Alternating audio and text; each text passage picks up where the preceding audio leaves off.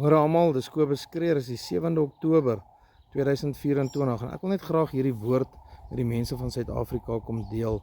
Een oggend sit ek in die teenwoordigheid van die Heilige Gees en die Heilige Gees sê vir my die volgende woorde: My volk, skud die stof van julle Bybels af.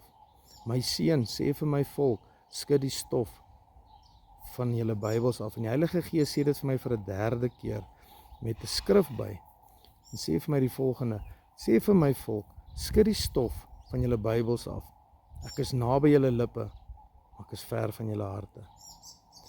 En hierdie was ook net vir my 'n bietjie 'n eye-opener. Dit het my laat besef, ek moet ook meer in die woord begin ingaan en meer Bybel lees.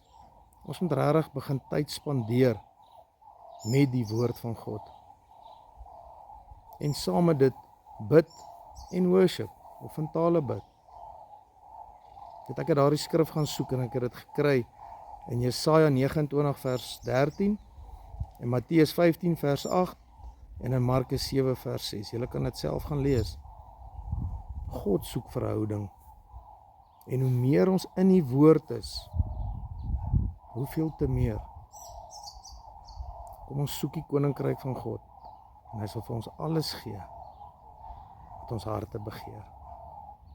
Dis net so iets om oor te dink. Mense, baie seën vir julle, baie sterkte. As daar enige iemand is wat gebed nodig het, my nommer is 082 7725 661. Totsiens.